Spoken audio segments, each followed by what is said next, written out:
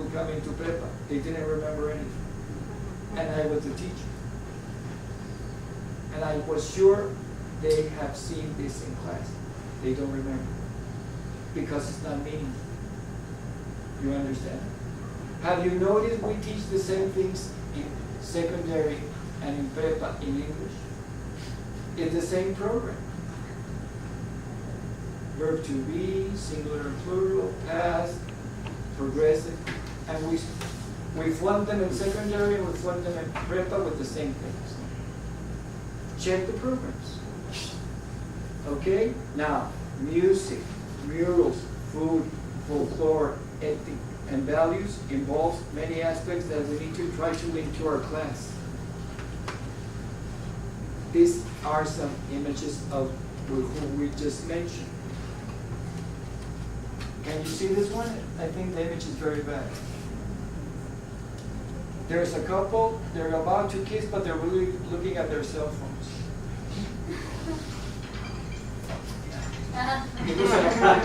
It wasn't on purpose. I'll call you back, I'm in a presentation. Okay. Thank you. Sorry. What do you understand here? These are very good messages. No matter how bad you are, your mother will always love you. Yes, that's what I understand. You understand that? When the police got, huh? I don't know if he's bad. I know, but I don't know if he's good.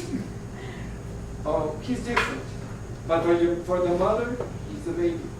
He's still his first son. You're right, maybe he's not bad, but he's different. If he goes to school, you have to take him in class.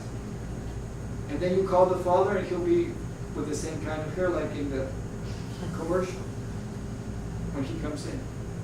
Okay? All the expressions mostly are without language, but he has some with messages, written messages, but most are like this. And they are all over the world in most important cities. I considered that if you start teaching in English things like these, how many counties in the States? What's the name of the counties? What is the geographic limits on the north, east, west? That will give more meaning and they will learn those aspects. Here we have art. Art is very difficult and it can be hard to teach. But if we choose some specific examples and we tell our students to use their phones or their computers at home and tell them what's the name of the painting, who painted it, they're going to research. And then we're going to change to English. And then you're going to have the who, what, when, and you're going to have the years, what year was he born, what year did he die, and you do this with real practices, and it can be more precise. Do you know anything about this image? No? Which one? Is it Gustav Klimt? Yes, but you know more about this painting? Okay. This is called Lady in Gold. It's a movie. The movie's a real story. Helen Mirren is in the story. A painter did this painting of a very beautiful woman. When this woman was alive, she was very rich, and she was giving her testament and gave this picture to one of her nieces. But the Second World War started, and the Nazis took all the art and put them in museums. She went for a 5 years fight until she got this picture back, because she had the document and she proved that the picture belonged to her. It's a very good movie. Besides the movie, if you look at the picture or tell your students to look at it, it's a woman and you only see the face, the rest look like it's gold. The Gioconda, which is the most popular painting in the world. I'm sorry. Hello? I'll call you back. I'm in a presentation. girl. Okay. This is how I think we can do art. But it's easier if we start with that kind of art and Diego Rivera. That's the Diego Rivera part over there, the first one. Diego Rivera has a lot of murals, and the murals are historic. And in those murals you have people from the revolution, like the president and President Porfirio Diaz and some other important persons.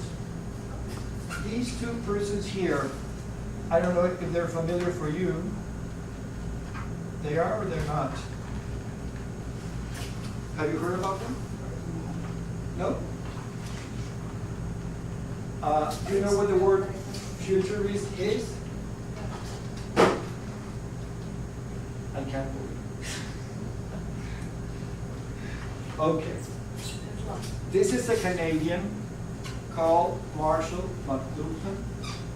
He made a book called The Global Colony. Before everything started with the electronic devices, he predicted that it was going to happen. Internet was invented for the American Army in World War II. It was only used by the Army. Later it was used by the Army and the universities. But when they discovered it was such a good element for communication, it went out to the public. But internet has existed since the 40s. And they have a lot of other inventions they don't let us know. But the more they create, the faster life is becoming. Internet was not created for education. It was created for military purposes. Speed, communication, and everything. Okay? This other man is Alvin Toffler. He was in Monterrey back in the 90s. He died about 2 weeks ago in 2016. He has a book called The Third Wave. And the other book is called The Future Shock, about how the future was going to make a shock and people will not be able to live the same way they are used to. And he mentions in the book that only that who is able to fit in will survive. And as you notice, everything is becoming more competitive day by day. These two persons had this view of our life since a long time ago, and they those books. Now, in literature, as I mentioned at the beginning, writing with your hand is the best way to express your feelings. Some people don't agree. Some people prefer to type. But when you write letters, when you write notes, when you write messages with your hand, you express things differently. In the phone, people don't even use their language completely. They use symbols, small words, etc., etc. So we're losing our way of expression. That's why we're referring to writing with your hand and with your pencil. Literature to English. Women. Women had always been on the side of men. They didn't have the opportunities in the beginning of the history. One example of this is Juana Inés. She wasn't able to go to school because she was a woman. In that time, women didn't go to school. She learned to read and write in his father's library. She learned by herself more than 3 languages. She was very beautiful. She was living in the court with the king. But she didn't want to be like the rest of the women. So she decided to be a nun, where she had a lot of problems because she was writing. So all her life she has to fight just for the right of being a human and being a woman. The other woman is Elena Poniatowska. Have you heard about her? She's still alive. She was in the 1968 movement. She has a very good book about people who was shot before the Olympic Games in Mexico City in 1968. And she just got an international award for writing. And one more. Can somebody tell me if you recognize that person? Do you know what is Frankenstein? Mary Shelley. I told you. Okay. What is Frankenstein? What kind of character? Real? What? Fictitious. Yes. These three women are in literature. We can use this to give meaning to what we want to teach. Who wrote? Who passed? Why didn't she study? Why didn't she? This will give meaning to your structures. Here's how we're trying to use literature for our classes. This is the good one. You can ask your students to tell you who is the author of these fairy tales. What fairy tale is this? Snow White. And? Seven. Seven what? Dwarfs. Very good. They don't know what a dwarf is. Have you heard the word dwarf? O decían choris. Okay? Students will not know. Which one is that? They don't even know how to write it in English. Little Red Riding Hood. Okay. Are they Disney creations?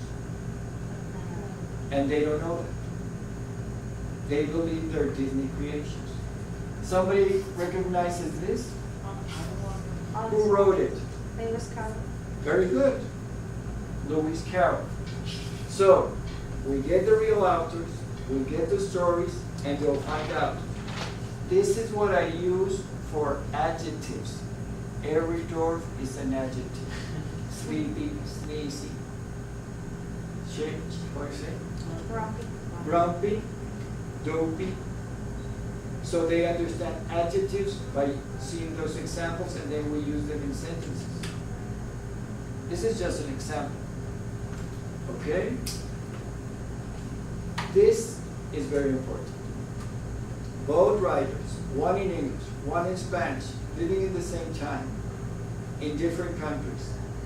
They didn't do the work for education, and now they're the most studied books in education. Everything that Shakespeare wrote, you have to study it if you study English.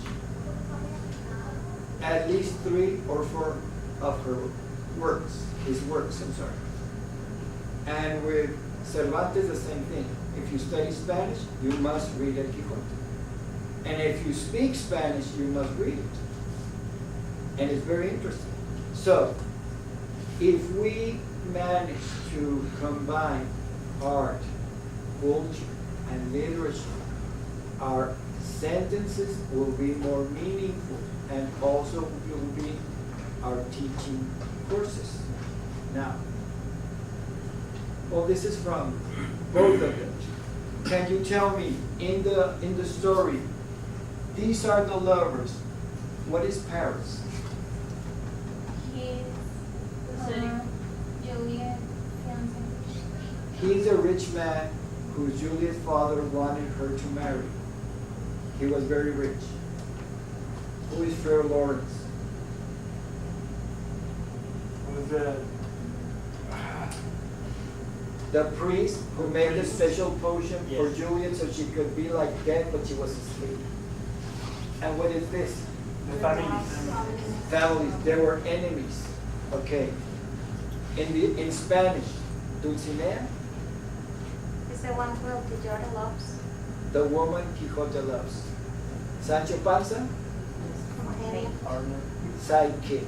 You can say sidekick or friend. Okay. Rocinante, the horse. And El Quijote himself. And character.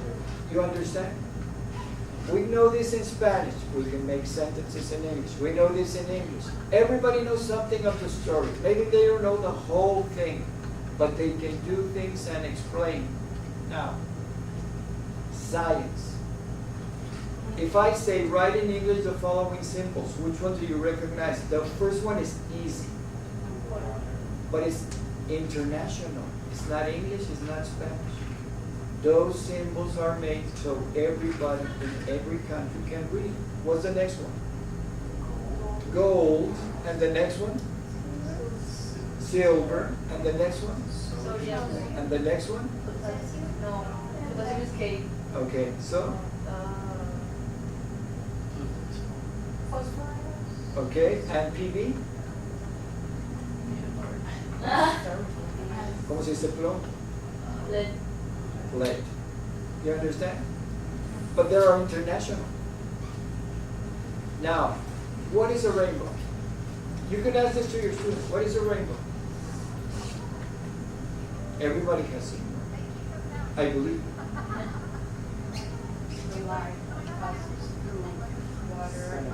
Colors we see in the sky. Okay? Very good. Now, we go to the next one.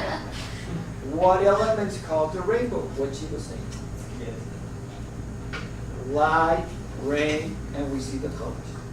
Which colors can you see? And they have to write them. You don't have to tell them. Because they have seen. This is science. The more you think, there are things we can use to make our classes, well, meaningful with something they know or they learn, or they can go and check in their phone and bring it for homework. Because everything is in the phone. Okay? Thank you. Let me see if I can open it.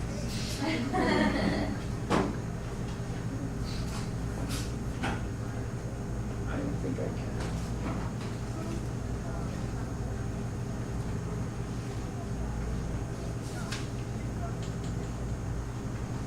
Any question?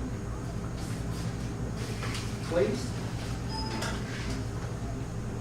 I believe we're not using culture for teaching in any of our courses, not even in Spanish or any other of the subjects we teach. And we're losing it, especially the national culture. Everything is going to what is in fashion and what is on TV. And we're losing the real concept of what we have, which is very rich and very important, and has a tradition, and has an origin, and it's the root of our culture, the origin, what the Europeans cannot destroy.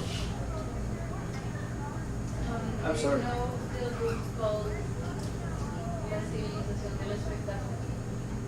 Say it again. La Civilización del Espectáculo. What is that? It's A book? like an essay. It's a book by. Wait. Check. I have it like in a video. And it talks a lot about how culture is being Changed. it loses its importance. Not culture itself, it can lose its importance, it's the most important thing, but the things that are considered cultural, for example, like what you said about people only like to watch, I don't know, cooking shows. They only like to read, like, literalmente, that's what he calls it, like easy to read books, because it's not enough to just read a book, and you have to pick one that will make you actually kind of think about the things that you're reading. I forgot to mention here, but I'm also teaching nationalities, flags, and countries with soccer players. Here in Monterrey, we have soccer players from Ecuador, from France, from different places. So they know the names. They have to look for the map. They have to tell me the city where the player was born, the complete name, and they have to bring me the flag in the drawing of the flag and the colors and all that. It's important for them because they're thinking about the player, and I'm thinking about English, and I make them do it in English. That's what makes the class different. And it's something that most of them are interested. Well, here in Monterrey, soccer is in all the classrooms. We have all kinds of players and all kinds of teams in the same classroom. It's written by Vargas. Oh yes, I remember that one. It has like a man flipping in the air and the like portrait. a circus kind of. Yes, yes, I remember the book. Repeat the name? La civilización del espectáculo. It's a good book. It's about that. How we're losing all the real aspects of our culture because of television, fashion, and what is in style. Okay? Sorry about this. What And does it need, like something to? no, I don't know what happened. I don't have a key for this. It got stuck, probably the heat. I wanted to show you McLuhan's book about the globalization, and I wanted to show you the newspaper where it came out that Alvin Toffler had just died. But I met him here in a presentation he did at the university about 20 years ago. He was here in Monterrey. I don't know how did they manage to bring him because he was in his best moment as a writer. And he came to Monterrey to do that presentation 20 years ago. But it's just the book and the newspaper. Anyway, questions? How much time do I have left? Did I finish too soon? 20 minutes. 20 minutes. I need to see the other presentation. Can you help me see the other one then? I don't have that much time. I can try to do, let me, just a moment. Where is, I need to one that says, side, side.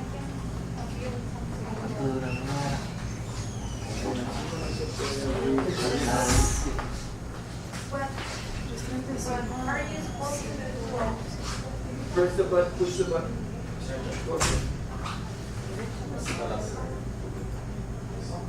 What do I have to do for tomorrow? No, try to open this one. I should bring another disk or send it in mail or what? Let me open my mail. If I can open my mail, I have that in my mail. I send it and I can open it.